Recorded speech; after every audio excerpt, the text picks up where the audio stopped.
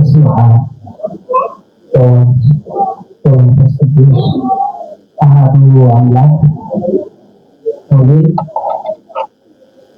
የእግዚአብሔር ቤተሰቦች በእግዚአብሔር ስም እንደምሰነበታችሁ፣ እንደምን ዋላችሁ፣ እንደምንስ በዚህ ሰዓት አደረሳችሁ። አሜን። ለባሪያው እግዚአብሔር በቸርነቱ በምሕረቱ በዚህ ቅዱስ ቦታ ልጆቻችን በየዕለቱ የእግዚአብሔርን ቃል የሚማሩበት ቦታ እንድንሰባሰብ የፈቀደልን እግዚአብሔር የተመሰገነ ይሁን። ይጋሩ እንግዲህ ለትንሽ ደቂቃ የምንወያይበት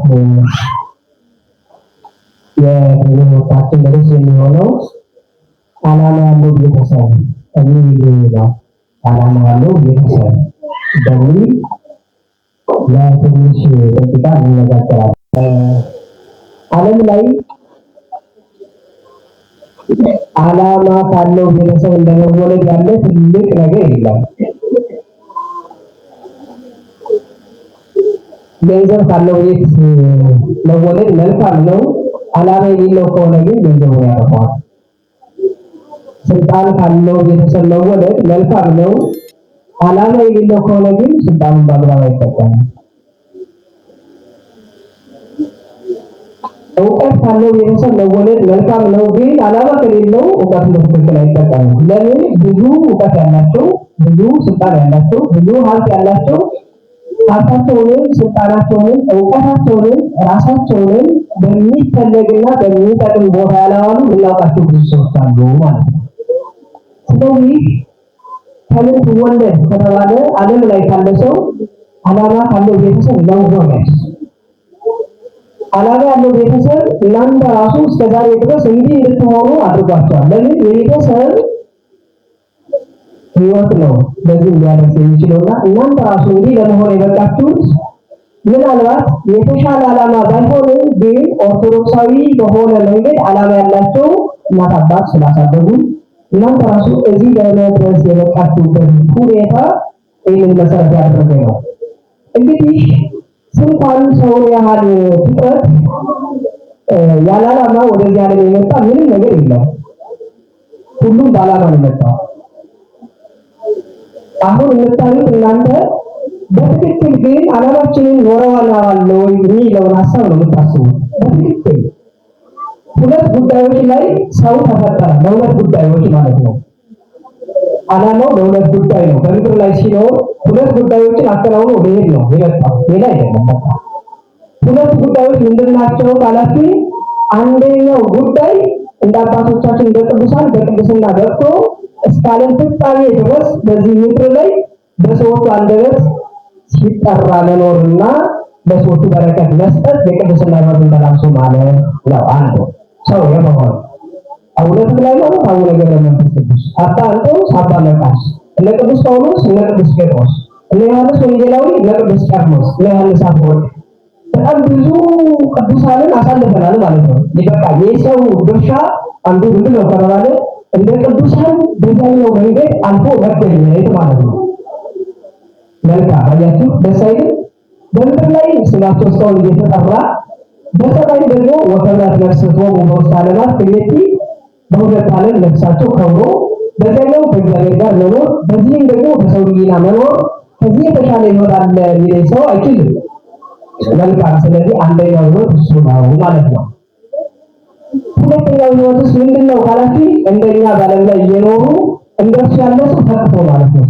አያችሁ፣ ይህ ቀላል ነገር አይደለም። ዓለም ሁሉ ቢሰባሰብ ሰውን መፍታት አይችልም። ዓለም ሁሉ እውቀቱንም፣ ገንዘቡንም፣ ጉልበቱንም፣ ኃይሉንም ሁሉ ተሰባስቦ ያለው ርዕዮተ ዓለምን ተጠራቅሞ አንድ ሰው ፍጠር ቢባል መፍጠር ይችላል? ሰው ይችላል? አይችልም። አያችሁ፣ ዓለም ሁሉ ያለ አቅሙን ተጠቅሞ አንድ ሰው መፍጠር ማይችል ከሆነ እኛ ደግሞ እግዚአብሔር በፈቀደልን መንገድ ሁለት ሆነን አንድ ሰው እናስገኛለን ማለት ነው። ይህ አንድ በጣም ትልቅ ስኬት ነውና ልጅ ወለዳችሁ እንኳን ደስ አላችሁ። እናንተ ያለ ሰው የፈጠራችሁ አያችሁ፣ ቀላል አይደለም። ሰው ማለት እግዚአብሔር ባሪያው በአምሳሉ የፈጠረው ከዚያ መንግስቱን ሊወርስ የተዘጋጀ ከቻለ ደግሞ ዓለም ላይ ብዙ ተግባራትን ሰርቶ ማለት የሚችል ከቻለ ደግሞ ቤተሰቡን የሚረዳ ከቻለ ራሱን የተሻለ አድርጎ በዓለም ላይ ለዓለም የተሻለ ታሪክ አስመዝግቦ ማለት የሚችል ሰው ነው የተፈጠረው። ስለዚህ እዚህ ላይ ነው ያለነው። ወደዚያኛው ወደ ቅዱሳኑ መሄድ አልቻለም ነው ትሄዳላችሁ በቃችኋል። አሁን ያለው በገዳም ያሉ አባቶቻችን ወደ ከተማው መፍለስ ሲጀምሩ በከተማ ያሉ እናቶቻችን ወደ ገዳሙ መፍለስ ጀምረዋል ይባላል። እውነት ነው። ያ ማለት በከተማ እየኖሩ የገዳም ሕይወትን የሚኖሩ እናቶቻችን አሉ ይባላል። ከተማ ላይ በጣም ብዙ ሰዎች ቢኖሩ በጣም ብዙ በቅድስና የሚኖሩ ሰዎች ደግሞ እየተፈጠሩ ነው ዋናው ጉዳይ ያያችሁ። ገዳማዊ ሆኖ ዓለማዊ መሆን ነው እንደማይቻለው፣ ዓለማዊ ሆኖ ግን ገዳማዊ ሕይወትን መምራት ይቻላል። በብዙ መጻሕፍት የተገኘ ስለሆነ መልካም እንደሱ ከሆነ ስለዚህ በሚፈለገው መንገድ ወደዚህ ዓለም መጥተናል። መገኘታችን አንድ ጉዳይ ስለሆነ በጣም ጥሩ። ሁለተኛውን የዘላለም ሕይወት መውረሻ መንገድ ትዳርን ይዘናል። በጣም ጥሩ። በትዳራችን ላይ ደግሞ ከኛ ቀጥሎ ሰው አስገኝተናል። በጣም ጥሩ። ይሄንን ሰው በዚህ ዘመን ላይ ይሄንን ዘመን ሊሻገር የሚችል አድርገን ሰርተነዋል ነው ጉዳዩ። ሰው ያስገኘ ነው፣ ሌላ ዕቃ አይደለም። እንደ ቁስ ያለ አይደለም። ሰው ያስገኘ ነው። ሰው ከተገኘ ደግሞ ይሄ ዘመን አስቸጋሪ ነው እንደሚታየው። አሁን አስቡት አባቶቻችን፣ እናንተ በዚያ ዘመን አድጋችሁ በዚህኛው ዘመን ላይ መኖር እንዴት እንዳስቸገረ ታውቃላችሁ። አስቡት እናንተ ያደጋችሁበትና የመጣችሁበት ስታድጉ ስትማሩ ወይም ደግሞ በማህበረሰቡ መካከል ስትኖሩ የነበረው የአኗኗር ዘይቤ አለ። በሱ መካከል መጥተን በራሱ አሁን መኖር አዳግቶ በቃ ከብዶናል። በጣም ጥሩ። አሁን ደግሞ በዚህ ዘመን ልጅ ወልደን ከዚህ በኋላ እንደገና ወደሚመጣው ሕይወት ለማስገባት ይህንን ሰው ሊያልፍ ይችላል ወይ ስትሉት በጣም ይከብደናልና በእውነቱ እናንተ እድሜያችሁን የገፋችሁ ሰዎች መታደላችሁ አያስብልም? በእውነት መኖር ያስፈልግ። አሁን ገና ህፃናት ሆነው ክርስትና ተነሱ ሲባል ድንግጥ አትሉ። በእውነት አሁን ለዚህ ነው ያለው። ዛሬ ተወለዱልን ሴት ልጃችን ወንድ ልጃችን ስንት ዓመት ነው? 6 ዓመት። እንዴት ሆኖ በዚህ አኗኗር አያሳዝንም? በጣም ከባድ ነው። እውነት እንደዚህ ስታይ በጣም ከባድ ነው። ለምን ካላችሁ ዓለም ላይ በጣም ብዙ አይነት ነው አሰራሩ ያለው። በዋናነት ግን ዓላማው ምንድን ነው ካላችሁ ሰውን እንደ ቁስ አካል አድርጎ ወይ ራሱ መጠቀም የሚችልበት ማድረግ ወይ አለመኖርን ማምጣት ነው። እንደ ሮቦት ማድረግ የሚባለው ይሄ አርቲፊሻል ኢንተለጀንስ የሚባለው በጣም እያደገ የመጣ በጣም ከጦርነቶችን መካከል ዓለም ሊጠፋበት ይችላል ተብሎ የሚታሰበው አርቲፊሻል ኢንተለጀንስ የሰዋዊ አስተውሎት ያለ አስተሳሰብ ማለት ነው። ያ ማለት ሰው በትክክል ማሰብ እየቻለ ስላልሆነ ከሰው የተሻለ ማሰብ የሚችል ከሰው የተሻለ መስራት የሚችል ከሰው የተሻለ መንቀሳቀስ የሚችል አካል መፍጠር መቻል ማለት ነው። አረብ ኤምሬት ላይ ዜግነት የተሰጣት ሮቦት ላይ ታቸው ማለት ነው የምትባስማ አስተውሳላችሁ። ኢትዮጵያ ላይ ለሰይፉ ላይ ቀርባ ነበር ታይታችሁ አቆና እሱ ነው በጣም ኢትዮጵያን ስላየው ምርጥ ግን ደስ ይላል።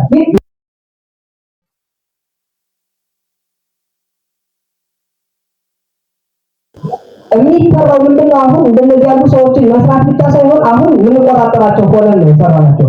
ነገ መቆጣጠር እናንችላቸው ራሳቸውን በራሳቸው የሚቆጣጠሩ ሆነው ሲሰሩ ሰው እንደኛ ማሰብ አልቻለም ማለት ይጀምራል። አስቡ። ሰው ሰብአዊ ተፈጥሮ ጋር የፈጠረው በእኛ ላይ የወደቀ ነው። እኛ በአንድ ቀን ብዙ ነገሮችን መስራት እንችላለን። ሰው ግን እንደኛ ብዙ ነገሮችን መስራት ስለማይችል ስለዚህ ሰው ተሸክመን መኖር ስለማንችል ሰው የሚባል አልፈልግም። ተፈጥሯዊ ሰው ጥሩም ይታደጋል ተብሎ ይሰራል። ያሰራችሁ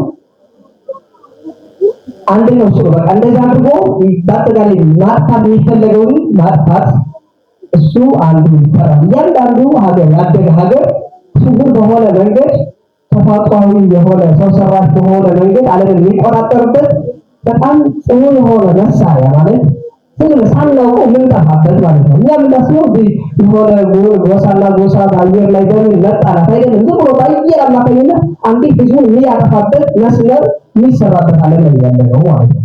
ስለዚህ በዚህኛው ካልሆነ ግን ምንድነው ሰው ሆኖ ማሰብ እንዳይችልና ዝም ብሎ በጊዜ እንስሳ ያለ አድርጎ መፍጠር። አያችሁ ዝም ብሎ ሰው ነው ግን ማሰብ አይችልም፣ ማሰብ አይችልም። ማየት አይችልም። ህግንም ማያውቅም። ቤተክርስቲያንም የለውም፣ ሃይማኖት የለውም። መብላት መጠጣት፣ ከዚያ መዘሞት፣ ከዚያ መኖር፣ ከዚያ መልበስ፣ ከዚህ ውጭ እንዳስብ ማድረግ ማለት ነው። እዚያ ውስጥ ላይ ብዙ ሰው አለ ነው። ርዕሳችን ማነው ያልኳችሁ?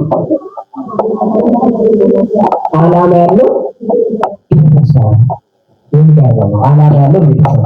ስለዚህ ዓለምን ለመቆጣጠር ብላ ታስባለች አለ። እንዴት ነው ልቆጣጠረው? ያደጉ ሀገራት እድገት ላይ ያለ ዓለምን ልቆጣጠር የምችለው ምን ብሰራ ነው የሚል ሪዮት ያወጣሉ ማለት ነው። አንደኛው ሀገር ዓለምን የምትቆጣጠረው ምን ስትቆጣጠር ነው? የሰውን አይምሮ መቆጣጠር ስትችል ነው። ይህ እሳቤ ያላት ሀገር አለች ማለት ነው። አስቡ። ሰው አይምሮ ከተያዘ ሌላው አካል ተንቀሳቃሽ አካል ነው። ዝም ብሎ ሊንቀሳቀስ ይችላል። ስለዚህ የሰው አይምሮ የምትገዛበት ነገር አሉታ አላችሁ ወዴት ናቸው? የእናንተ አይምሮ ራሱ ወደ እኮ እሺ። ስለዚህ አይምሮ ላይ የሚሰሩ ሰዎች አሉ ነው። ያ ማለት ትምህርትን መሰረት ያደረገ ስልጣኔ መሰረት ያደረገ ስልጣኔ የማይቆም ጉዞ ስለሆነ መቋሚያ የለውም። በዚህ ጊዜ ቆሞ በዚህ ጊዜ ያልፋል አይባልም። በየሰዓቷ አዳዲስ ነገሮችን የሰውን አይምሮ ሊቆጣጠር የሚችልና ከአይምሮ በላይ ነው የምንለው ሀሳብ በየዕለቱ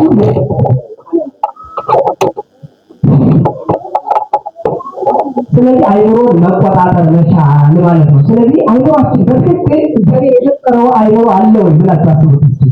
አሁን በትክክል የአይምሮ እግዚአብሔር እኔ የምፈልግብን ነገር ጻፍ፣ ሰፈን ደግሞ አስብበት፣ አስበህበትም ደግሞ ኑርበት የተባለ አይምሮ ያለን ሲያስቡት በትክክል ሰውን አስቡትና በትክክል እግዚአብሔር የፈጠረው ሰው ያለው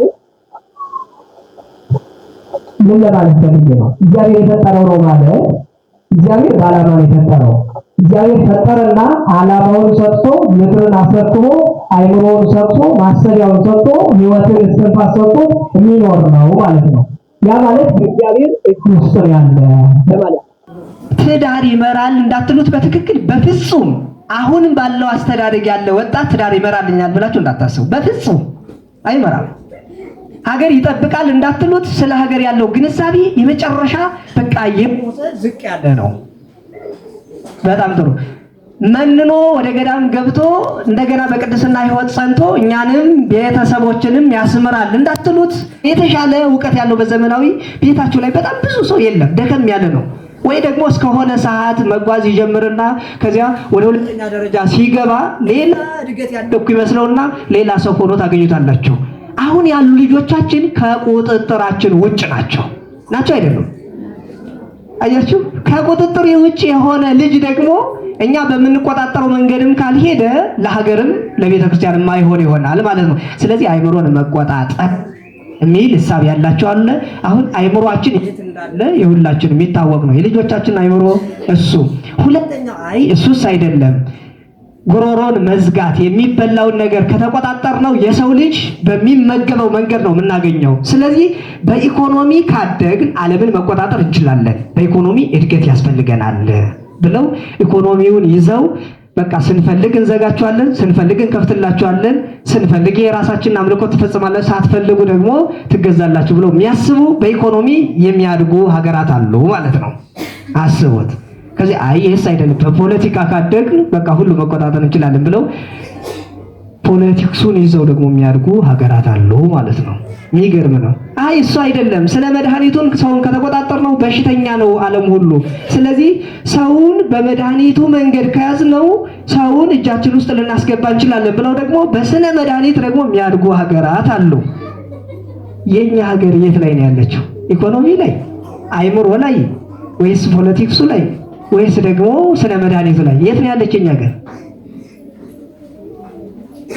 አለች የለችም? እዚህ ውስጥ በጣም እሱን እንተውና አሁን የኛ ልጆች አስቡት፣ አይምሮውን ለመቆጣጠር የሚሰራው ሀገርም ይወስደዋል። አስቡ። በጣም ጥሩ። በኢኮኖሚ ያደገ ሀገርም ደግሞ በሱም ተገዥ ነው፣ ይወስደዋል። በጣም ጥሩ። ሲቀጥል ደግሞ ወደ ፖለቲካውም ደግሞ ለማደግ ደግሞ ይፈልገዋል፣ ያኛውም ደግሞ ይወስደዋል። በጣም ጥሩ። ስለ መድኃኒቱ ላይ ያለውም ይወስደዋል። በጣም ጥሩ። ስለዚህ በዚህ ውስጥ ያለ ልጅ ነው ያለን ማለት ነው። ከዚህ ውስጥ አውጥቶ የቤተ ክርስቲያንና ለራሱ የሚሆን ሰው መፍጠር መቻል ነው። አላችሁ ዓላማ ያለው ሰው ቤተሰብ ዓላማ ያለው ቤተሰብ በሚል ወደ ርዕሳችን ልመልሳችሁና መጽሐፍ እንዲህ ይላል።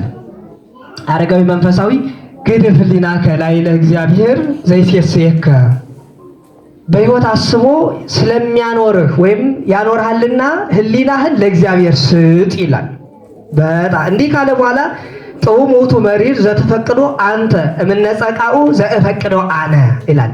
እኔ ይጣፍጣል ብዬ ከጨበጥኩት ወይም ደግሞ ከምበላው ማር ይልቅ አንተ የሰጠኝ መራራው ይጣፍጣል ይላል። አያችሁ፣ ዓላማን መሰረት ያደረገ ሰው በፍላጎቱ የያዘው የሚጣፍጥ ቢሆንም ግን ውስጡ መራራ ነው።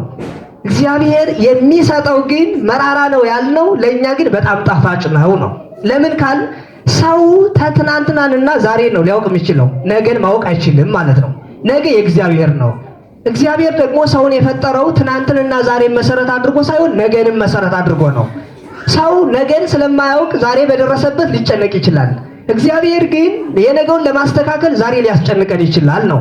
ስለዚህ ዓላማን መሰረት አድርጎ የሚሰጠን ከእግዚአብሔር የሚገኝ ነገር ነው ጉዳዩና ዓላማ ያለው ቤተሰብ። ስለዚህ ዓላማችን የሚስተካከለው ወደ እግዚአብሔር ስንመጣ ነው ባጭሩ። በቃ ሁለንተና ነገር አሁን ትዳር በትዳር ህይወት ውስጥ መኖር ዓላማ ነው ብለን ጀምረናል። ትዳር ውስጥ ስንገባ ግን ዓላማ ተቆጥናል አላችሁ። አሁን በትክክል አሁን እናንተ ገና ሳትጋቡ የነበራችሁ የትዳር እቅድና ዛሬ ያለው አንድ ነው አይደለም?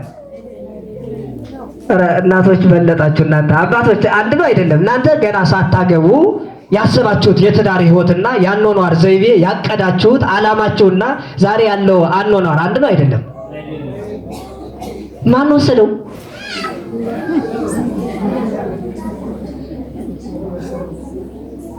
አያችሁ፣ ዓላማ ህይወት ባሰብንላት ልክ አትሄድም። እውነት ነው፣ የታወቀ ነው። ግን ምናልባት እግዚአብሔር በፈቀደልን ልክ ህይወት እንደምንመላለስ ሁሉ እግዚአብሔር በፈቀደው መንገድ ትዳርን እየመራ ነው ወይ ሚለው ዓላማ ትክክል ከሆነ ያን ሰዓት መልሱ ሊመለስ ይችላል። በትክክል እግዚአብሔር በሚፈልገው መንገድ ትዳርን እየመራ ነው ወይ? እግዚአብሔር በሚፈልገው ነው ያልኩት። መልካም። እሱንም ሊያስተካክለው የሚችለው አሁን አስቡት፣ በዚህ ዘመን ወደ እግዚአብሔር እንደመጠጋት ያለ ደስታ ዓለም የለም። በእውነት በዚህ ዘመን የሰማችሁ ነው። በቃ መጠጊያችን አሁን በዚህ ዘመን በቃ እግዚአብሔር ሆኗል። ባጭሩ ከዚህ የተሻለ መጠጊያው መዘመን የለንም። ባጭሩ ምንም ረሃቡም ችግር ነው፣ የምናስባቸው ሰዎችም ችግር ናቸው፣ ስልጣን ያላቸውም ችግር ናቸው፣ ገንዘብ ያላቸውም ችግር ናቸው። ብቻ አሁን በቃ ዝም ብሎ ጨለማ ውስጥ ያለንበት ዘመን የሚመስል ነው ማለት ነው። መልካም። እንደዚህ ዘመን አስቸጋሪ እንዲህ ይላል የሚነበብላችሁ ከሆነ ይሄ ቤተሰባዊ ስለሆነ ቀጥታ ወደ ሐሳባችን ነው የምንሄደው ማለት ነው። መውለድ በጣም ቀላሉ ድርሻ ነው ዓለም ላይ በጣም ቀላል። ሰው አሁን መውለድ የሚከብደው ሰው የለም። ምክንያቱም ማናቸውም ሰው እየወለደ ስለሆነ ማለት ነው። ስለዚህ ምድር ላይ በጣም መውለድ በጣም ቀላል ጉዳይ ነው። በጣም ከባዱ ምንድነው ካላችሁኝ፣ በዓላማ ማሳደግን በጣም ትልቁ ድርሻ ነው ጉዳዩ። አያችሁ፣ ቁልፉ ያለ እዚህ ላይ ነው። መውለዱ ላይ አይደለም ቁልፉ ያለ፣ በዓላማ ማሳደግ ላይ ነው ቁልፉ ያለ። ምክንያቱም ብዙ ሰዎች እኮ ወልደዋል፣ ግን አውሬዎችን ነው ወልደውብን ይሄዱ። አስቡማ አሁን ያሉ ኢትዮጵያ ላይ ያሉ ሰዎችን ይዋቸውና በትክክል ግን ኢትዮጵያውያን ናቸው። አስቡት። በትክክል ግን ከሰው የተገኙ ናቸው። አስቡት። በትክክል እኛ እሱ የሚሞቱ ሰዎች እንደሚራቡ፣ እንደሚጠሙ፣ እንደሚጨነቁ የሚጨነቅ ህይወት አለው። በትክክል ማሰብ ይችላል። ግን አስቡትማ፣ አዩት። ስለዚህ አሁን እንደ ኢትዮጵያና እንደ ሀገራችን እንደ ቤተ ክርስቲያናችንም ስታዩ ብዙ የተወለዱ ሰዎች አሉ፣ ግን ብዙ በዓላማ ሳይሆን በሌላ ዓላማ ያደጉ ሰዎች አሉ ነው ጉዳዩ። ስለዚህ መውለድ አይደለም ትልቅ ሊያስብል የሚችለው፣ በዓላማ ሰው መተካት የሚባለው መውለድን መሰረት ያደረገ አይደለም። በትክክል ዓላማ ማሳደግ መቻል ነው። ልጆቻችሁን እዩዋቸው በዚያ ውስጥ ማለት ነው። ዛሬ የወለድናቸው ልጆች ዛሬ እንደምናያቸው ሰዎች ላለመሆናቸው ምንድን ነው ዋስትናው? እስኪ አስቡ። ዛሬ በቤታችን ይዘን እየመከርን እያበላን እያጠጣን ያለው ልጆቻችን ነገ የመጨረሻ ቤተክርስቲያንን የሚጠሉ እንዳይሆኑ የሚያደርጋቸው ነገር ሰርተንባቸዋል ወይ ብላችሁ አስቡት። ስለዚህ በዓላማ ማሳደግ ነው ትልቁ ጉዳይ ነው ማሰሪያው። መልካም። ቀጥሎ ደግሞ ስጋዊ አካልን መንከባከብ ከማንኛውም ወላጅ የሚጠበቅ በጣም ቀላል ድርሻ ነው።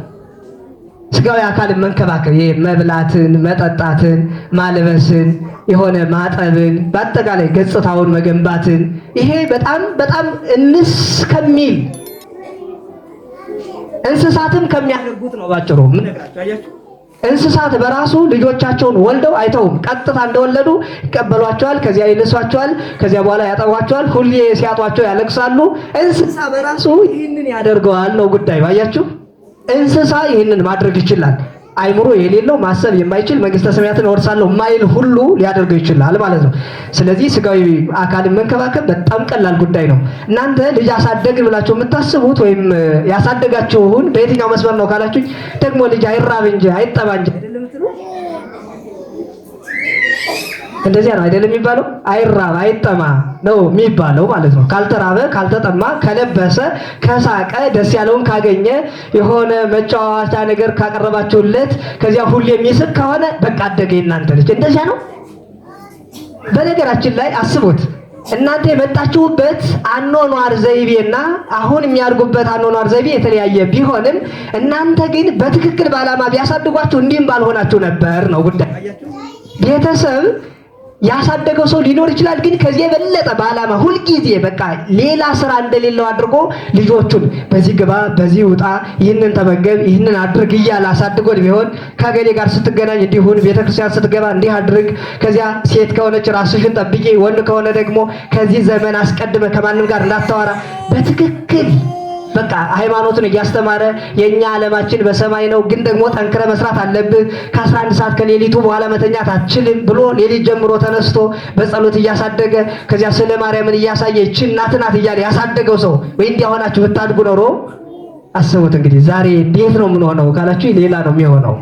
ስለዚህ ስጋዊ አካልን መንከባከብ በጣም ቀላል ጉዳይ ነው።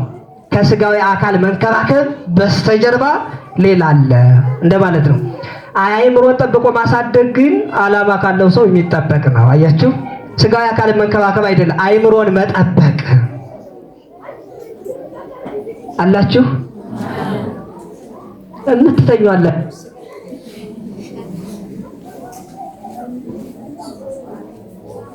እስኪ ጠይቃችሁ። እንደው በጣም የሚገርመኝ ሁልጊዜ ማለት ነው ብዙ ሰው የሚተኙ ሰዎች ስላሉ ነው።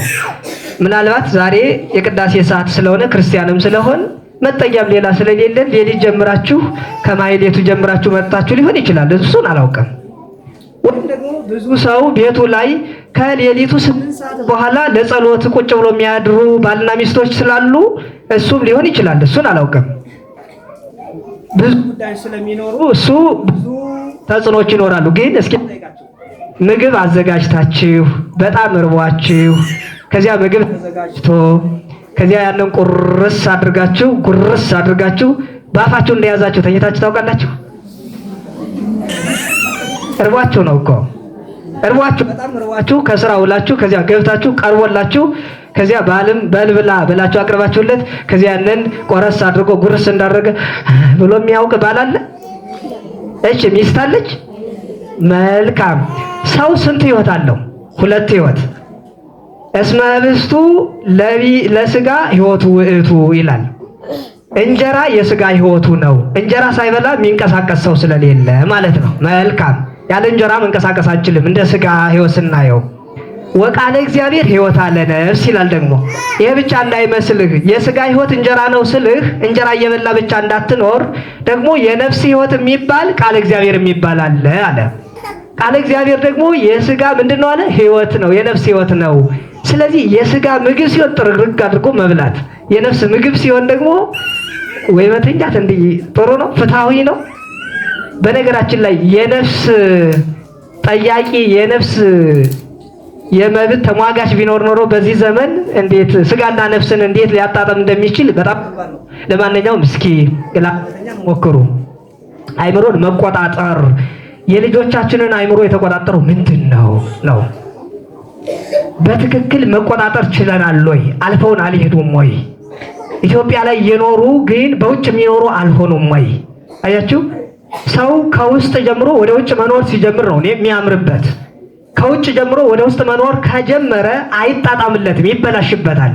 ምክንያቱም አለባብሱም ሌላ ነው፣ አነጋግሩም ሌላ ነው፣ ጠባዩም ሌላ ነው። እናንተ የምታወሩት ነገር ሁሉ ሊገባው አይችልም። ለምን ካላችሁኝ በሌላ ዓለም ላይ ነው እየኖረ ያለ።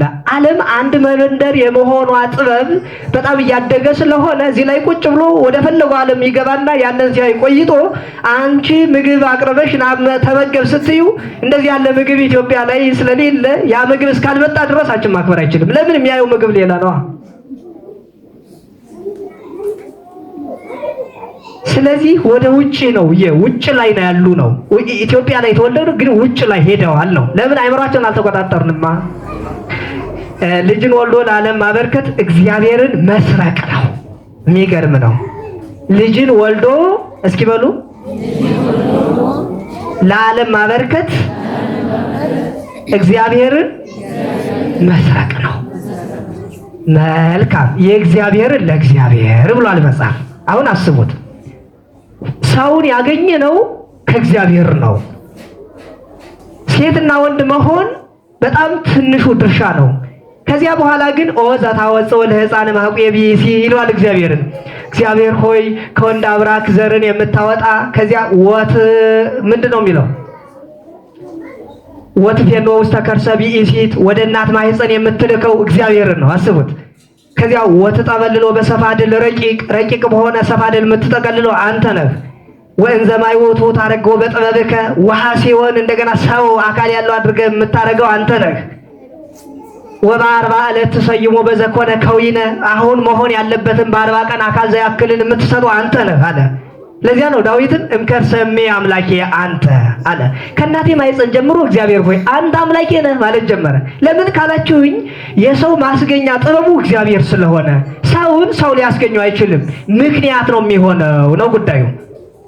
ምክንያታዊ እግዚአብሔር ደግሞ ስራውን የሚሰራ በምክንያት ስለሆነ ሴትና ወንድን ምክንያት አድርጎ እነሱን የመሰለ ነፍስ ያለው ተንቀሳቃሽ ሴት ወይም ወንድ እግዚአብሔር ይፈጥራል። ስለዚህ ልጃችን በእኛ ምክንያት ነው ያገኘነው ወይስ ደግሞ እግዚአብሔር ነው የሰጠን? እግዚአብሔር ነው ወይስ እኛ ነን ያገኘነው? በትክክል ታምናላችሁ? መልካም። እግዚአብሔር ከሆነ እዚህ ያላችሁ ሰዎችን ልጆቻችሁን ገዳማት መናንያን አጥተዋልና ልጆቻችሁን ልንወስድ ነው ብንላችሁ ምን ትላላችሁ? አረፍኩ የሚል ሰው ይኖራል። አሁን በውስጡ ላይ ወሰደው የሚል ሊኖር ይችላል። አዎ አረ እንደው አስቸግሮኛል ገዳም ቦታ ዝም ብሎ ይሄድና ከዚያ ሚል ሊኖር ይችላል። በትክክል ግን እሺ አይላችሁ ማይብራችሁ። አረ ልጅ ተው እንጂ ተው ይደግ እንጂ እንደው ፊቱን ገና ሳልጠግበው ሚል ሰው። ለማንኛውም እሱን አይደለም እየነገርኳችሁ ያለው። ወደዚያ እንዲሄድ ሳይሆን የፈለግነው ከእግዚአብሔር የተቀበልነው ልጅ አለን ነው። መልካም። ከእግዚአብሔር ተቀብለን አምጥተን ለዓለም እናስረክበውና ከእግዚአብሔር መንግስት ወጥቶ ለዘላለም ወደ ገሃነመ እሳት እንዲገባ ልጃችሁን ትፈልጋላችሁ? አስቡትማ። ከእናንተ አብራክ የተገኘው ለዘላለሙ በመከራ ውስጥ እንዲኖር ትፈልጋላችሁ?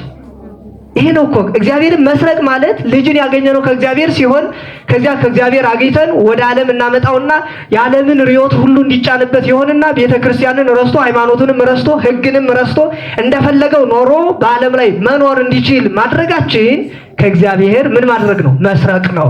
ስለዚህ ልጆቻችንን ከእግዚአብሔር እንዳንሰርቃቸው የእግዚአብሔርን ምን በሉ ወደ እግዚአብሔር። በጣም ጥሩ።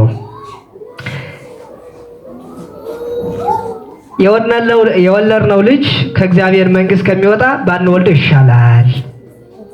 የሰማችሁ ነው።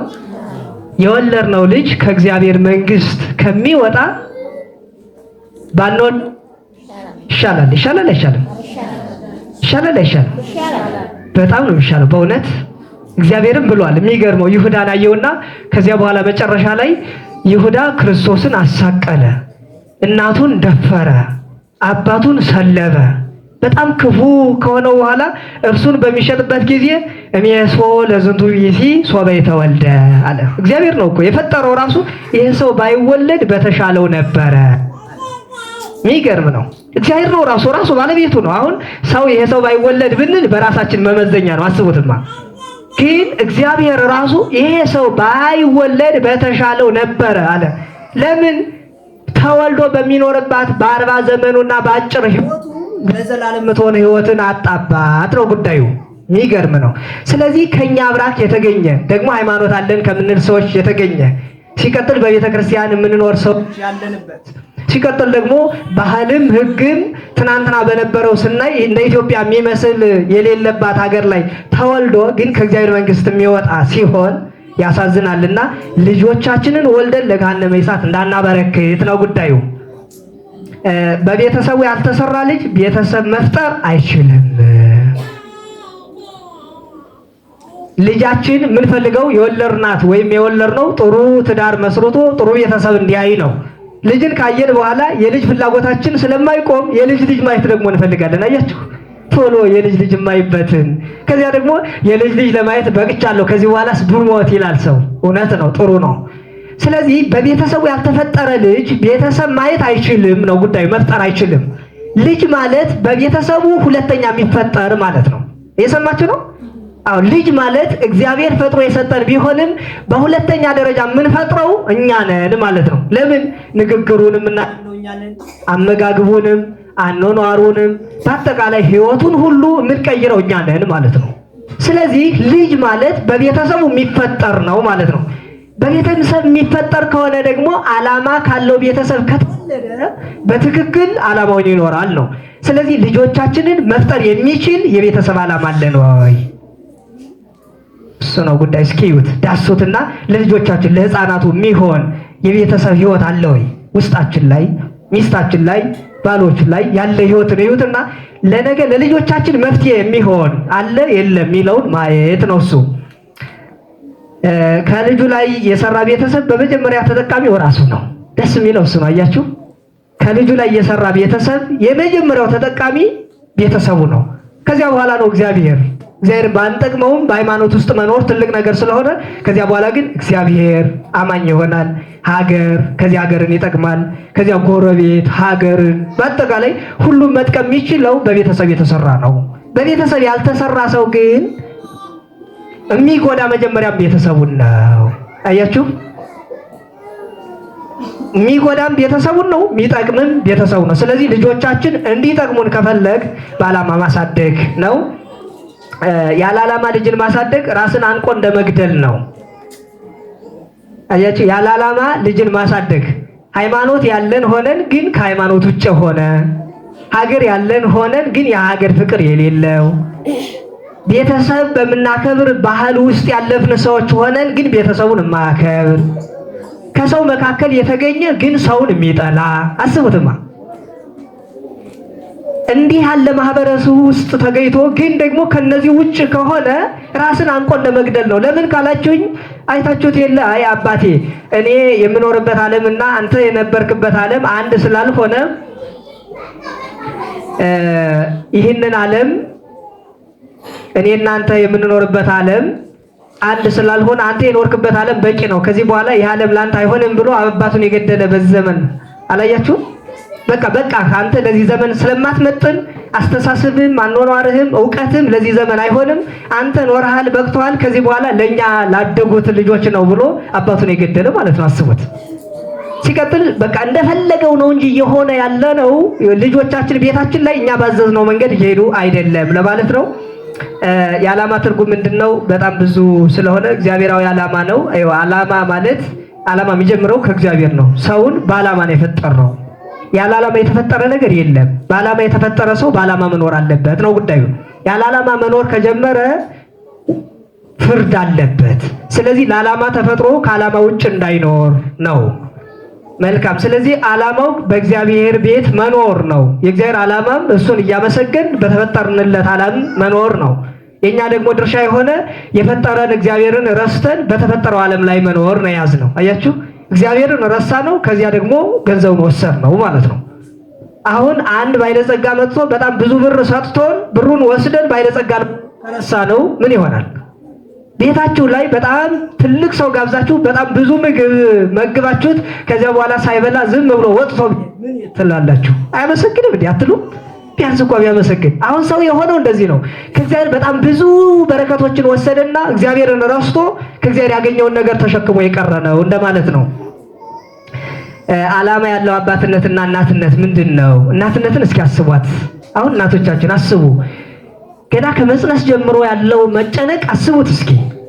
አሁን ልጅ ወልዶ ማሳደግ ማለት በጣም ከባድ ነው፣ እውነት ነው። ግን ገና ስትጸንሱ ጀምራችሁ በቃ የተለያየ ነገር ጠባይ ታመጣላችሁ ማለት ውስጣችሁን ያማችኋል፣ ትወድቃላችሁ፣ ትነሳላችሁ፣ 9 ወር ትሸከማላችሁ። ከዚያ ደግሞ አርግዛችሁ ያን ያህል ዘመን ደግሞ አመጣችሁ ትወልዳላችሁ። ከወለዳችሁ በኋላ ህማማችሁን አታስቡትም። ከዚያ ደግሞ እንደገና ወልዳችሁ አሳድጋችሁ ወጣት ሆኖ ቤት ይዞ ራሱ እየኖረ ልጃችሁን ድምፁን ካልሰማችሁት የሚጨንቃችሁ እናቶቻችን እስኪ አስቡ። ቀላል አይደለም እኮ በትዳር እየኖረ እንደናንተ ልጅ አፍርቶ እየኖረ ግን አሁንም ገና በጽንስ ውስጥ ነው ያለው፣ ውስጣቸው ነው ያለው። በቃ አልወጣም። እንዴት ነው ገብተሃል ወይ? እንዲህ እያደረግን ነው ወይ? ሚስት መቸች ሆይ? በቃ ብዙ ጉዳዮችን ማለት እንጀምራለን ለማለት ነው። አባትነት ማለት ምንድን ነው? በዋናነት ወላጅነት ነው፣ አስገኝነት ነው፣ ትውልድ ተኪነት ነው፣ የተፈጥሮ ልግስና ነው፣ ባህሪን በባህሪ የመተካት ውጤት ነው፣ አራያነት ነው። አያችሁ፣ አራያነት ነው። አራያ ማለት ልጆቻችን በእኛ ተፈጥረው የእኛን ሀሳብ የሚወስዱ ማለት ነው። በጣም ጥሩ። እሱ ከሆነ የእናትነትና የአባትነት አርያ ምንድን ነው ጉዳዩ። ልጆች ወደዚህ ዓለም ሲመጡ አዲስ ዓለም ነው እየተቀላቀሉት ያለ። አዲስ ዓለም ላይ እንግዳ ናቸው። እንግዳ ከሆኑ ደግሞ የሚያዩትን ነገር ማድረግ ነው የነሱ ድርሻ እንጂ ከማይፀን ዘውት በመጡ አኗኗር መኖር አይችሉም። ካልሆነ ደግሞ ወደዚህ ዓለም ሲመጡ ይህን ዓለም መቀላቀል ሲጀምሩ ማወቅ ሲጀምሩ አርያነት እንዴት እናሳያቸው? መፈቃቀር፣ ፍቅር በቤታቸው ባል ለሚስቱ የሚሰጠው ነው ልጁ የሚወስደው። አዎ የሚወስድ ባል እንዴት እንደሚሆን የሚያየው ከቤት ነው፣ ከውስጥ ላይ ማለት ነው። መልካም። ስለዚህ ባል ለሚስቱ የሚሰጠውን ፍቅር ያይና ወንድ ማለት ሚስቱን የሚሳደብ ብሎ ነው የሚይዘው። የሚሳደብ ከሆነ ማያከብራት ከሆነ የሚሰድባት ከሆነ የሚዋሽ ከሆነ የተለያየ ነገር የሚያደርግ ከሆነ አባቱን እያየ ያድግና አዎ ባል ማለት የሚዋሽ የሚሳደብ ማያከብር መልስ የማይሰጥ እንዲህ ግምትር ያለ ነው ወይ የሆነ ነገር የሆነ ነው ብሎ ነው የሚወስደው። አያችሁ። ሚስትም ደግሞ ሚስት ልጅ የሚወስድ ከሱ ስለሆነ ሴቷ ደግሞ ከእናት ላይ ባል ሲገባ ተነስታ ተቀምጣ ጫማውን አውልቃ ከዚያ ወልውላ ከዚያ ምግብ አዘጋጅታ እጁን አስታጥባ ከዚያ ሁሉ ነገር የምታስተናግድ ከሆነ ሚስት ማለት እሷ ናት። ፍቅር ያላት የምታከብረው እሱ ከሆነ ሴት ማለት እንዲህ ነው ብላ ትወስዳለች ማለት ነው። አስቡት። ከዚያ ለጸሎትም ማዕድ በሚቆረስ ጊዜ አርያነት ማለት እሱ ነው። አዎ ዓላማ ያለው ቤተሰብ ማዕዱን ዝም ብሎ ቆርሶ አይበላውም። እሱ እንኳን በዚህ ዘመን ይቅርና በየትኛውም ዘመን ቢሆን የምንመገብበትን አንደበት የሰጠና እጅን የሰጠ እግዚአብሔር ስለሆነ እጅን ወደ መሶቡ እንድሰድ ያደረገ እግዚአብሔር ከሆነ ያንን ደግሞ በልቼ ያ በውስጥ ወደ ደህንነት እንዲቀየር የሚያደርግ እግዚአብሔር ከሆነ ይህንን የሚያደርገው እግዚአብሔር ነው። ሳያመስግኑ መብላት አይቻልም። ስለዚህ አቡነ ዘበሰማያት ሳይል የሚመገብ እዚህ አለ ይሆን? አለ የለም? መልካም በላችሁ። ከበላችሁ በኋላ ደግሞ ሁሉም ሳይነሳ ዝም ብሎ አንዱም ወደ ሽንት ቤት አንዱም ወደዚያ በቃኝ እማዬ ሰው ሳይነሳ እየሄደ ነው። እንደዚያ ነው። ከዚያ በኋላ ደግሞ ስባት ይባላል አይባልም? እሺ አርያነት ማለት እሱ ነው። ስባት ይባላል አይባልም? በቤታችን ይባላል አይባልም? ክርስቲያን ነን እኮ ኦርቶዶክሳውያን። አሁን ይሄ ክርስትና ስሙ ብቻ ነው ያለን ይወድ እንዴ? ክርስቲያን ማለት እኮ ሲበላም ሲተኛም ሲነቃም የሚያመሰግን ማለት ነው። ክርስቲያን ማለት የምድራዊ ሕይወቱ የጊዜያዊ መኖሪያ እንደሆነ ተረድቶ በሚችለው ሕይወቱን እያሸነፈ ግን ከእግዚአብሔር ጋር የማይለይ ማለት ነው። ክርስቲያን ማለት እኮ ጋብቻ ሕይወትን ተቀብሎ ግን በስጋው ደግሞ የሚያሳድግ ማለት ነው። ክርስቲያን ማለት እኮ በጋብቻ ሕይወት ውስጥ ሁሌ ሳይጸልይ የማይውል ማለት ነው እንጂ ካገባ በኋላ ገንዘብ ካለው በኋላ ከወለደ በኋላ ሁሉ ነገር ረስቶ በራሱ የሚኖር ማለት አይደለምና አርያነት ያለው መሆን አለበትና ለልጆቻችን የሚሆን አርያ ይኖረን ነው ጉዳዩ ማሰሪያው። ዓላማ ያለው ቤተሰብ የሚጨነቀው ስለ ራሱ ብቻ አይደለም፣ ከራሱ ስለሚወስዱት ከራሱ ወስደው ስለሚያድጉ ልጆቹ ብሎ የሚነጋገር ከሆነ የብቻ ሚስቱን የሆነ ቦታ ላይ ይወስድና የሚቋጭባትም የሚቆጣትም ከሆነ ሚስትም በዚሁ ተሰወርና ልጆች ላይ ሲሆኑ ግን በፍቅር በደስታ በመመካከር በመከባበር ግልጥ እያሉ የሚታዩ ልጆቻቸው እንዳይጨነቁ የሚያደርጉ በፍቅር የሚያሳድጉ እሱ አርያነት ያለው ከዚህ ሃይማኖታቸውን እንዳይረሱ የሚያደርጉ ሃይማኖታችን የመጨረሻ መጠያችን እንደሆነና ቤተክርስቲያን እንዲያስቡ ማድረግ ከዚያ የሚጠበቅ ነው ማለት ነው። ሐሳቡ ብዙ ስለሆነ ለማንኛውም ዓላማ ያለው ሰው ቤተሰብ ስንሆን ለቤተክርስቲያንም ለእግዚአብሔርም ለራሳችንም ለሀገር የምንጠቅም ሰዎችን እንፈጥራለን። ይህንን ታሳቢ አድርገን ለሁሉም የሆኑ ሰዎችን እንድንፈጥር እግዚአብሔር ይፍቀድልን። ወስብሐት ለእግዚአብሔር።